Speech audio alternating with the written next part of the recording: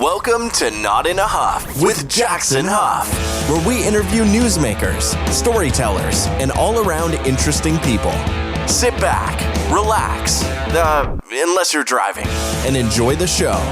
Here's Jackson.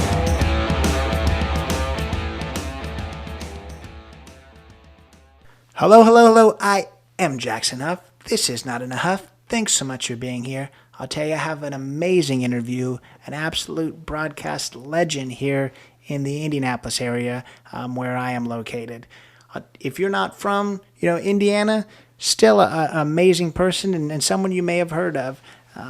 She worked in this area in the local news for decades, and after she retired from a hearing issue that we're going to talk a lot about, she actually created a pet TV show and showcasing pets from around the country, and it's a national TV show now. So just an amazing person. We can learn a lot from her about overcoming adversity and journalism and all kinds of things like that. But I don't have to do a ton of introduction because she was actually inducted into the Broadcasters Hall of Fame. So we're going to run that introduction, kind of go over her career in just a few short minutes. So with her permission and the Broadcasters Hall of Fame permission, let's use that introduction. And right afterwards, we'll just go right into the interview. Thanks for being here. And let's roll the introduction from the Broadcasters Hall of Fame. Patty Spitler, host and producer for PetPals TV and GreatDay TV, has been in broadcasting for more than 4 decades. In the 1970s, she was one of the first female radio disc jockeys in the country. She started her career in her hometown of Dayton and then continued in Cincinnati, Pittsburgh, and Richmond, Virginia. In 1982, she came to Indianapolis to co-host Indianapolis Afternoon with Dick Wolfsey on Wish TV. From 1985 through 2004, she worked as a news reporter, anchor, and entertainment reporter. She traveled to LA, New York, and around the world to do celebrity interviews. From 1990 to 2002, she hosted Patty, a quarterly entertainment-oriented show for which she won an Emmy Award. She's been nominated for 17 Emmys. Patty retired from Wish TV in 2004, 17 years after being diagnosed with an inner ear condition that causes hearing loss and balance issues. Following retirement, Patty suffered from depression.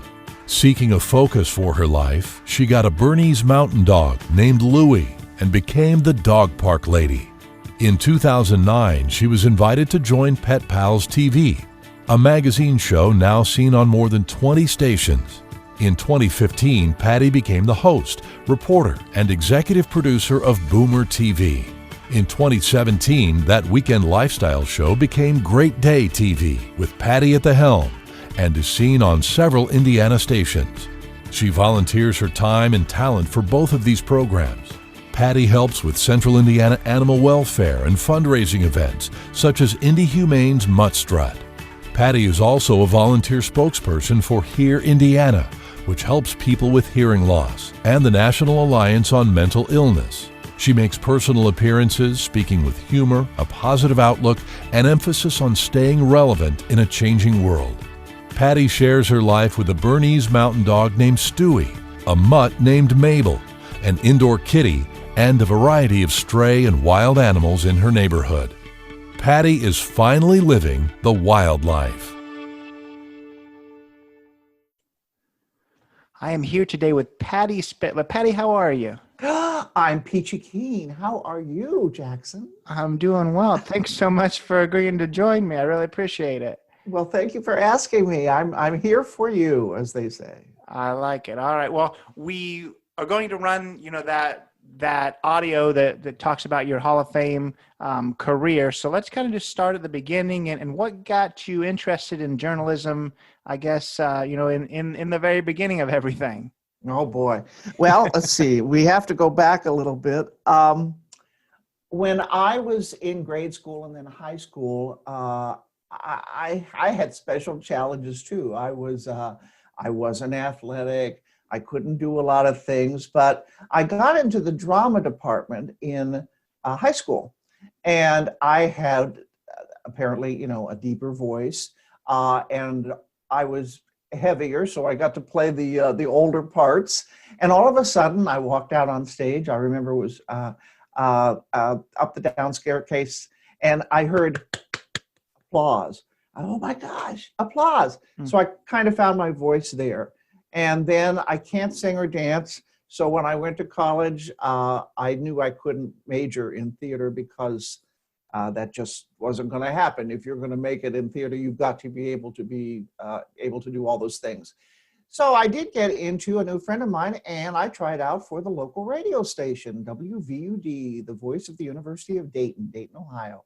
And as a sophomore, I got on, started to do the news, and then I graduated up into being the anchor.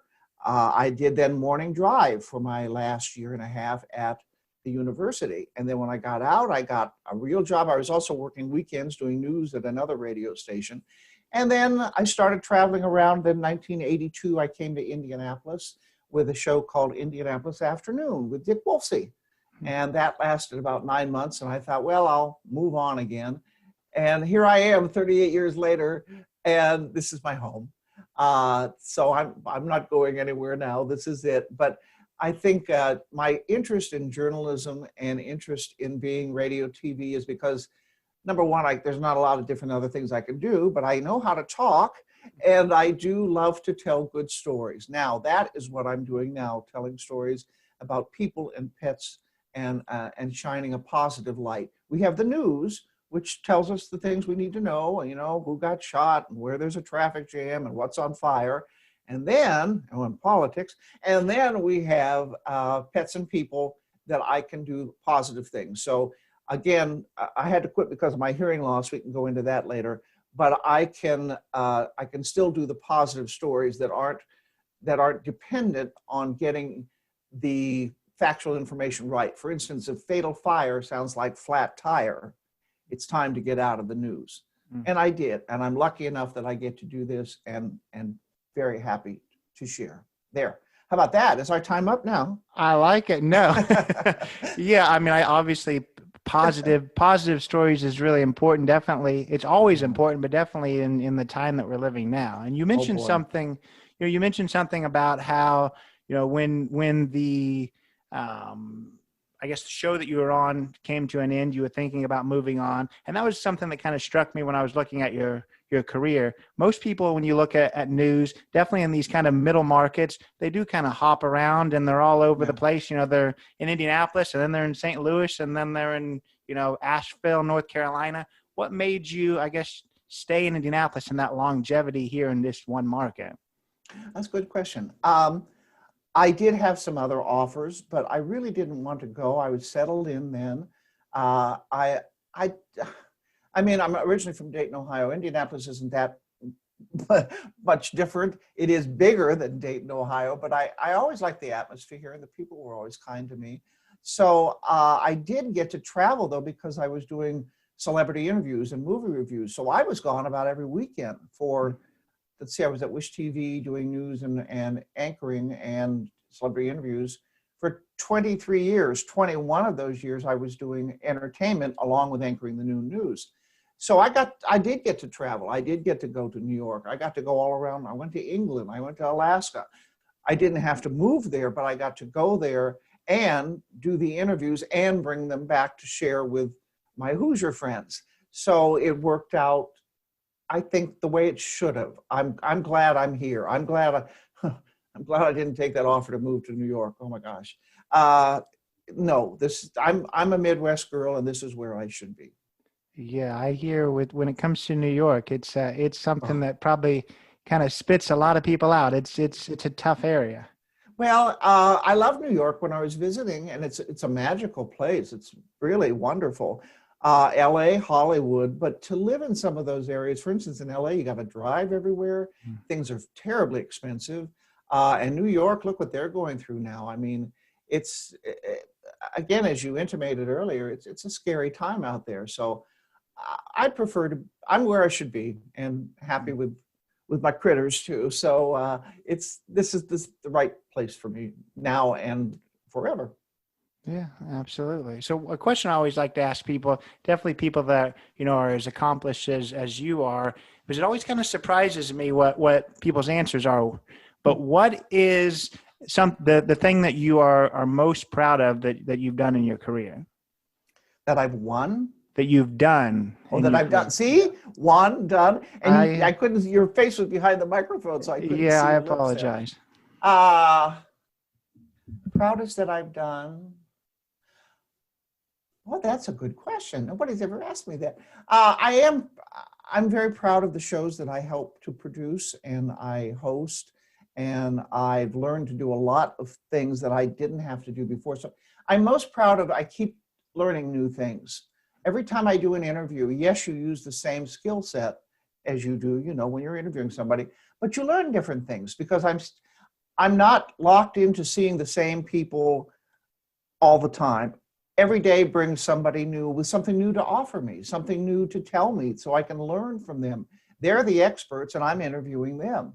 So that's my greatest accomplishment is I think my willingness, and I want to learn.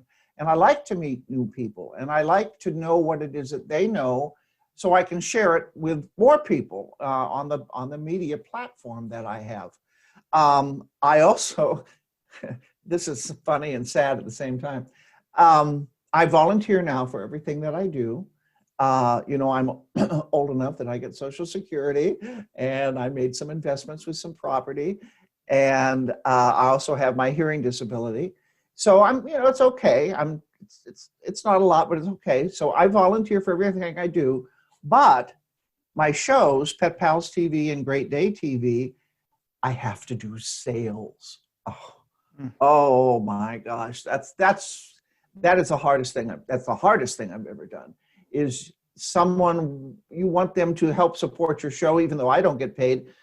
I mean, cameras cost $10,000, and you have to pay photographers, and these people need to make money. I understand that. But someone will want to talk to you, and you'll go out to lunch, and then they tell you their life story, and they want to be your friend. And I say, well, did you want to get on the show as a sponsor? Oh no, well, we can't afford that.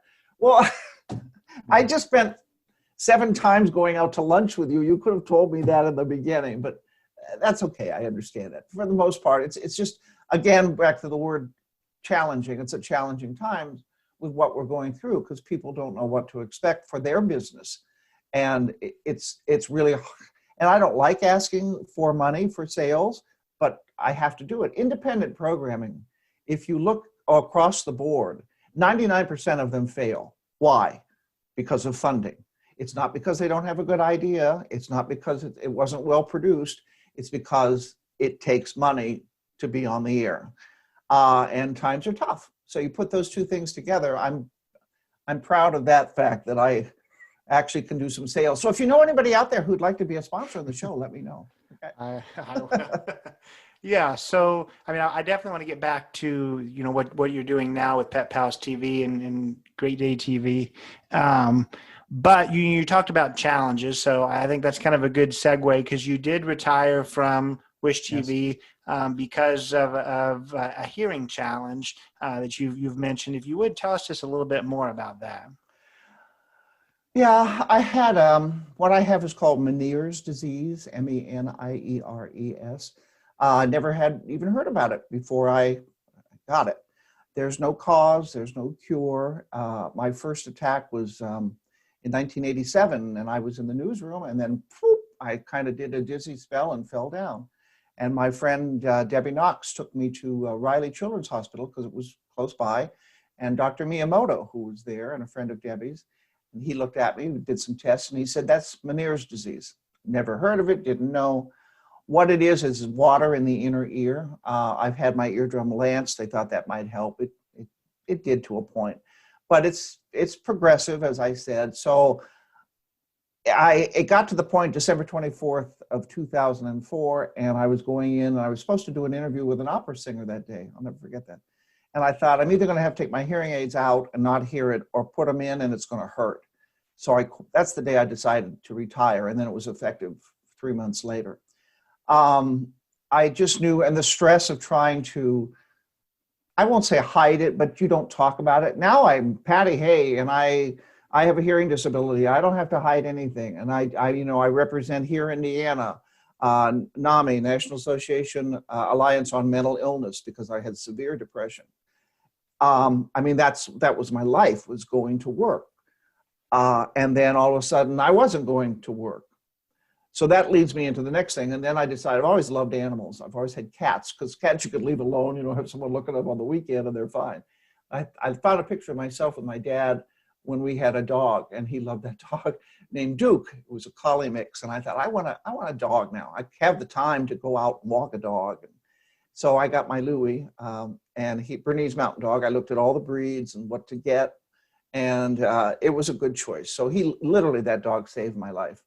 I had severe depression. I was on, taking pills and sleeping pills, and it was a bad time. So that's how much pets can do for you. And I understand that. We all need something that we enjoy and love. And for me now, it's critters and helping them to live a better life. If you can't hurt them, if you can't help them, don't hurt them. Let's see what we can do. And again, with the COVID and the pandemic going on, more and more people are realizing how important their animals are in their home. When you see someone Zooming and then the cat walks across their keyboard or the dog comes up. I got one dog, little Mabel's in here with me right now. They give us companionship and love that we may not be able to do because you're not supposed to assemble in big groups. I don't have any family, so my pets are my people. So things worked out the way they should, and I got to say I've been damn lucky too, because I still get to do what I love.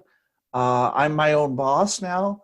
I've done this for about 50 years, being in the media, except for those 5 years that I went to the dog park.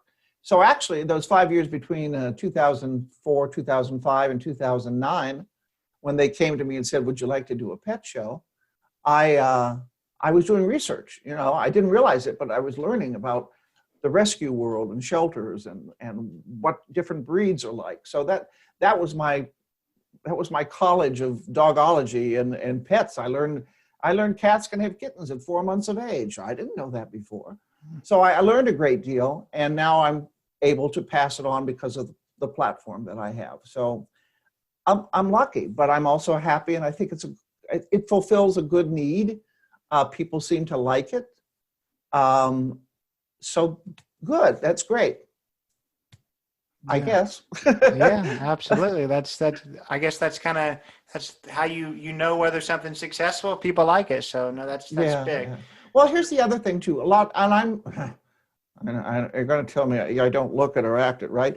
I'm 66 years old. I'm going to be 67. A lot of my friends who are my age, they're talking about their grandkids, they're retired, they're on to traveling in their motorhome. I don't have any of those resources.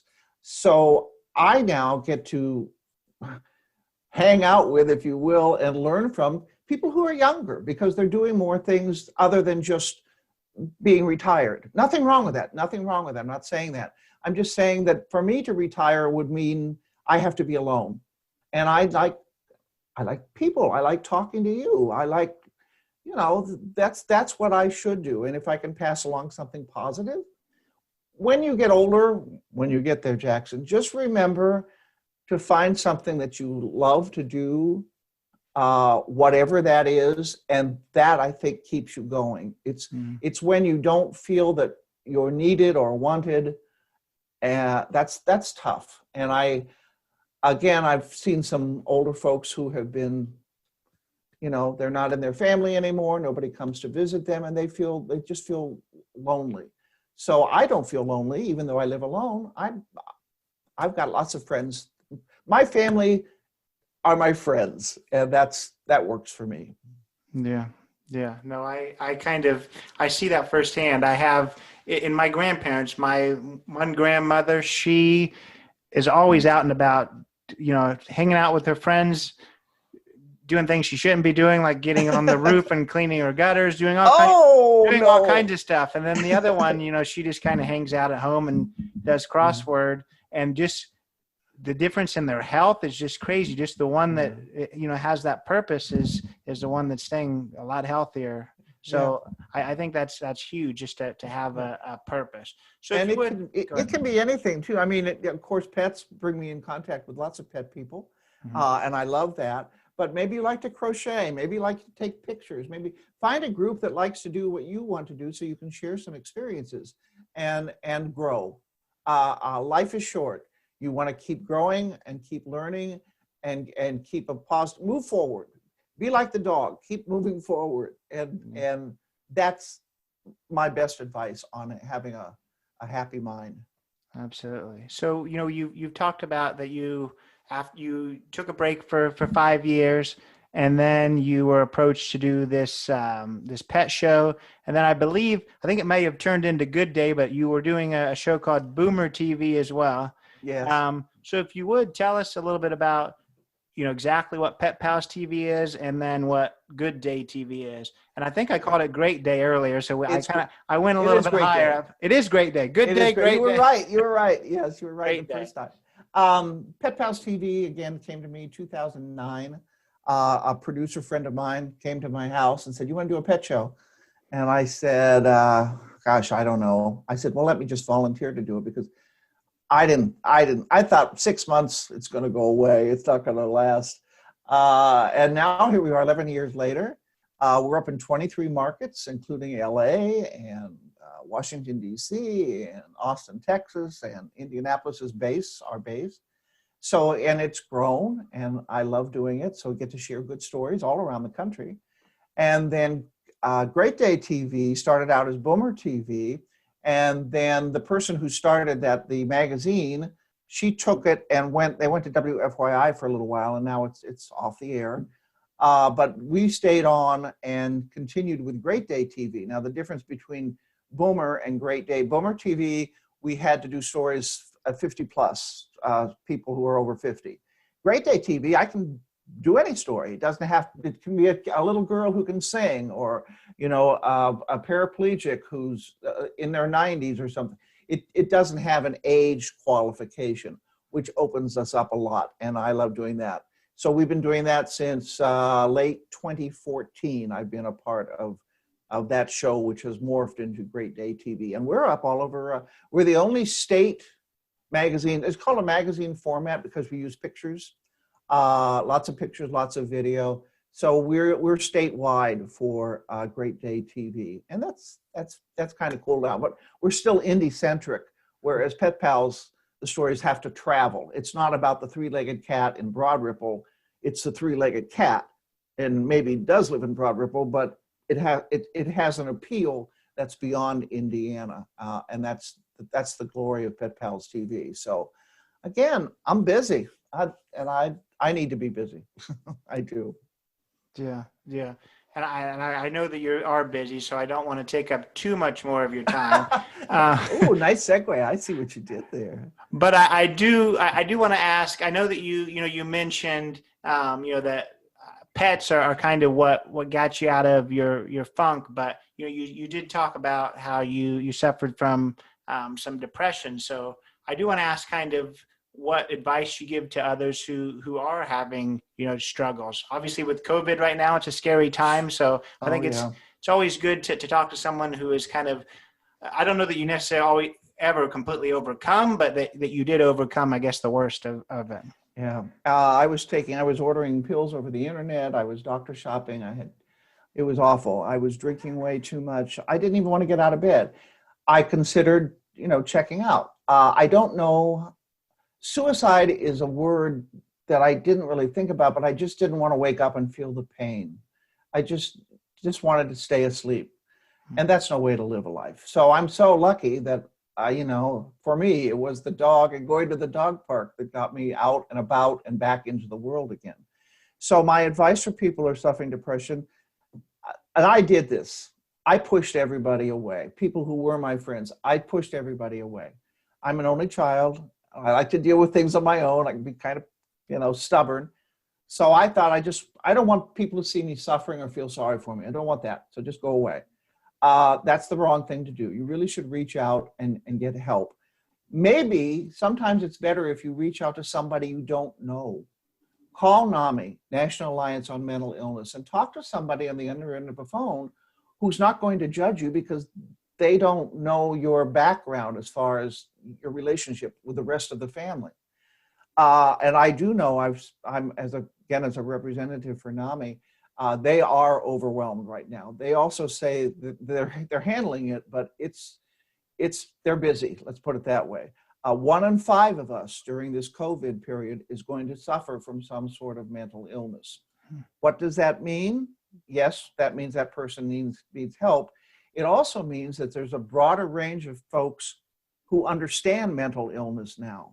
Because, hey, wait a minute, I'm depressed. Now I know what Uncle Harry was going through because I can relate to his depression in some way. Because, gosh, now I can't do this, and I can't go to the game, and I can't go to the restaurants and the bars. I can't do any of that. So maybe when they say we're in this together, maybe that's not a bad thing to say because we're all suffering to some extent.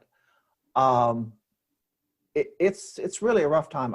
Nobody's ever seen anything like this.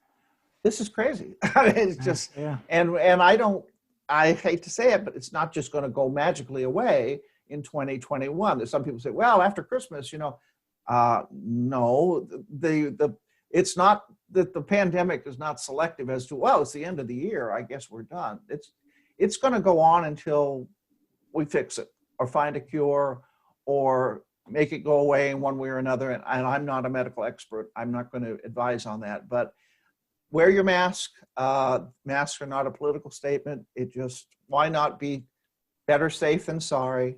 And I'm a real touchy person. I'd like to reach out right now and shake your hand and give you a hug, but we can't do that right now, especially with people we don't know. Also be aware during the season coming up, as you know, we're family gatherings. It's not going to be shouldn't be as big as they used to be.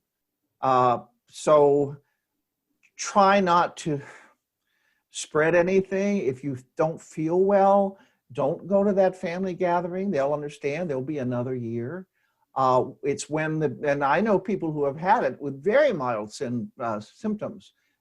Sense of taste or smell went away, or they felt sluggish. And then there are the others who are compromised because they're older or they may have an underlying condition. And they are really the ones who are hit hardest, and it can be fatal. So you want to be respectful of that and not take it home to grandma and grandpa. Yeah.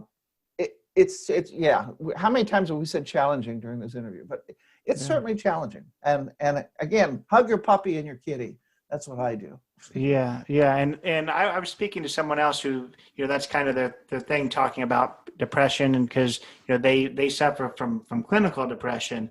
But the thing that kind of struck me is you talking about how there's always resources out there, because there's a lot of people who have suffered from depression for a long time, and what they were saying is they're not necessarily worried about them. They figured out how to manage it. It's the people who are working from home right now, who never dealt with depression before. Right. Don't know what it's like. They're feeling something right now, and they don't understand it. And those are the people to really worry about. So to know that there's resources out there, that's important. It's when I look back at my life, I think my mom was manic depressive, because one day she'd be dancing, cutting the grass in the yard and singing, and the next minute she'd be in the bedroom, door shut, crying. And back then we didn't do anything. We just, well, there's mom, and my dad would walk away, and I would just sit in the closet and listen to her cry. Looking back, I'm probably inherited some of that. Maybe, I don't know, by genes or osmosis, but I can see that I used to have big curves up and down, and now my life is pretty level. I'm more in control, and I'm more able to face things. And when you're young, you got all those different hormones running around. So, and for what we're going through now, I feel so sorry. They're doing e-learning, but part of growing up is being around other people and learning from your peers and relating and having friendships that could last a lifetime. And they're at home, I'm so sorry for kids who have to go through this. And I know some of my friends that have kids in college, and they're just, they don't understand why it's still going on. And I have no answers for that. I guess this is something that we will get through it. We will get through it. How? I don't know, but I know that we will. So. Yeah. Well, do you have time for just 2 more questions? Sure. All right. So, I mean, you've kind of given us a lot of really good advice. So if you would, those who may be listening to this who are interested in journalism and getting into that, what kind of advice do you have for those people? Everything's changed. It used to be, I know friends of mine who used to work in newspaper. Those jobs are gone. Friends of mine in radio. A friend of mine just the other day, she got let go. Radio has changed. Local broadcasters used to be able to find a lot of work, and it's just there's syndication. Everybody listens to their own song. They don't necessarily turn in their DJ. At night, you don't sit and watch the 11 o'clock news. What do? You go online, you pick up your phone, iPhone. Oh, look, that's what the president's doing. Okay, so the times, they are changing. It used to be too that if you wanted to be a reporter, that's one thing. You want to be a photographer, that's something else. Now you got to do both. I don't, and as I told you earlier, I'm no techie, as we were trying to get zoomed in. But the kids I see now, they're lugging their equipment. Now the equipment isn't nearly as heavy. They were lugging, and they were all guys because there was heavy equipment. But now if you're going to be a reporter, you better know how to shoot and edit your own stuff. Now, in my opinion, it's good, but it's not great. I focus on the person and what I'm saying and our interaction, and I let the cameraman worry about the lighting and the sound. And for the stories that I do, they look better that way, quite frankly, because you've got, everybody's got their expertise. The stuff they put on the news now, sometimes it's okay. I mean, I never thought I'd see a time where you'd put iPhone video that somebody shot and it's on the national news. It's grainy, it's out of focus, but it's there at the moment. That's called instant news. Mm-hmm. The problem with instant news is you can't fact check it. You just throw it up there and you can infer anything you want, depending on which side of the scheme you're on. So because I'm a member of Indiana Broadcasters, and when we hold a symposium or panel, and the kids in college will say, "What do you think?" and I have to say, I don't know where it's going to go. Everything's changing, and instant news seems to be what people want. So my best advice is learn the best that you can. Follow your dream if that's what you want to do, but realize now you can't be. It used to be you excelled at one thing, and now you have to have like 5 or 10 things that you can do. And that's just the way it is. Now, because the kids now don't know any differently, they don't know how it was, for someone 50, 40, 30 years ago. Technology has changed the way we see and report the news. And the other thing about journalism now, and let's say being on the air, is no matter what side or what spectrum you're on, you can find somebody or something that appeals to you.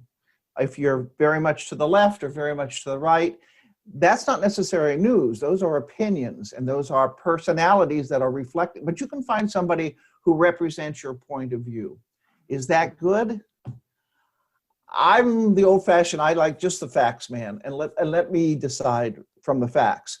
But you can sway either way, and there seems to be a great deal of people who like that sort of thing. So just flip around and make sure you get as many different opinions as you can. Whether you like MSNBC or Fox News or whatever, flip around to the other station. What's the other side have to say?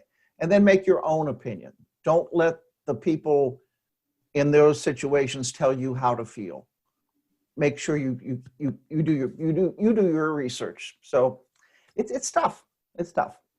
Yeah. Challenging. Did we say that word again? Challenging. I think, yeah. Obviously awesome advice. I didn't expect any less. So if you would, how can we find you? Somebody listened to this podcast, think, man, Patty Spitler, she's really got it going on. So how can we find you? I don't know whether there's social media or whether it's just telling them how to get on, how to connect with you on the TV shows, but I guess that plug, if you would. That's the plug. There's my payoff. I like that. Well, Jackson, here's what you can do. How did you get in touch with me, by the way? It was Facebook, wasn't it? No. I mean, I have watched PetPals quite a few times, but I just went to the PetPals website and then emailed you from there. All right. Well, Facebook, I have 2 pages. They're both open. So you can find me there, Patty, P-A-T-T-Y, not I, P-A-T-T-Y, Spitler. And you can connect me, send me a message on there. Yes, you can go to either of the websites as you did, PetPalsTV.com. Make sure you put the S in the TV. So it's PetPalsTV.com. You can reach me there, send a message, or go to GreatDayTV.com. That's GreatDayTV.com. And you can reach me there. Or send up a smoke signal. I'll find something and I'll find you. I like it. Well, I'll tell you, it's been an absolute pleasure to spend a little bit of time with you. Oh, thank you. It was fun. How lucky am I? I keep saying that. I'm just a lucky old broad. I get to do that and talk to a handsome fellow like you. Well, thanks. There's my payoff, right? And that was my interview with Patty Spitler. Just an amazing, amazing person. I think we could learn a lot from her when it comes to journalism, the history of journalism, but not just that. Learn a lot from her when it comes to overcoming, major challenges. She took a step back from her daily role, in journalism, and she had some struggles. Everyone does, but she came back stronger. She created a national TV show when it comes to pets in PetPals TV. Created the GreatDay TV show in the Indiana region, and she just is an inspiring person and a great person to talk to. You couldn't see it in the intro. From the Broadcasters Hall of Fame, but it was rolling pictures of all the people she's interviewed in entertainment journalism, and it's people that you probably heard of. There's pictures of her interviewing Morgan Freeman and Dolly Parton and Robin Williams. So just an absolute giant in the industry, definitely in this area, and great things are coming. She has been in journalism for a long time, but I hope that doesn't slow down, and I don't think it will. So I can't thank Patty enough for joining me, and I can't thank you enough for being here as well. So I hope to see you next time, and until then, take it away, Chris. This has been Not in a Huff with Jackson Huff. Thank you for listening. Be sure to join us next time, where we will interview another amazing guest who is sure to make you laugh or make you think. Or, hey, maybe even both. But until then, keep being awesome.